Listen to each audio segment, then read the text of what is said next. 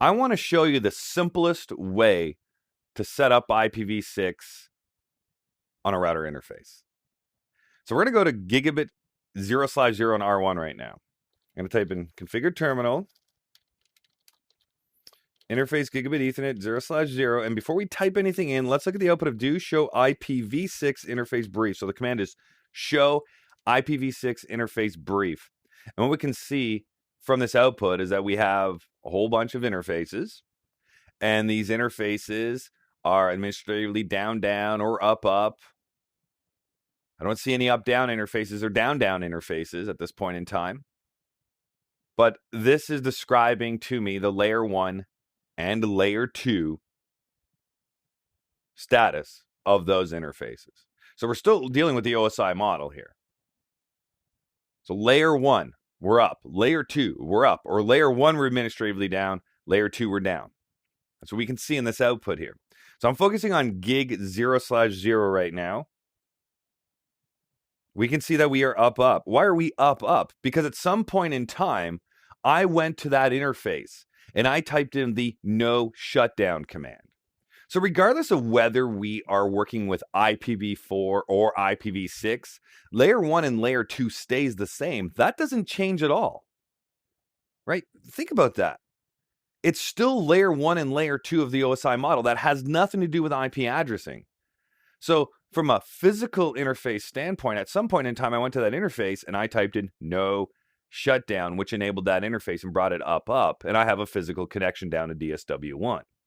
Notice it says unassigned, though. Unassigned is referring to the IP address in this case, but it's not IPv4, it's IPv6 in this case, because of the command I used. The command I used here was show IPv6 interface brief. Show IPv6 interface brief. In this case, the address is unassigned. So there's many different ways that we can assign an IP address, an IPv6 address to an interface.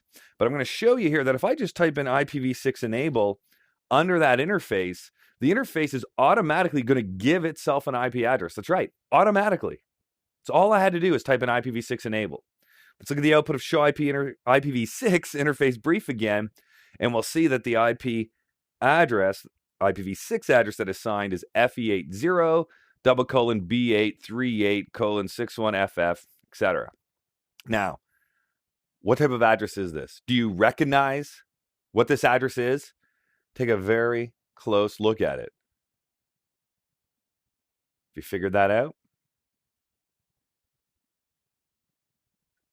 Yeah. Look at the very first few hexadecimal values, FE80. That is a link local address.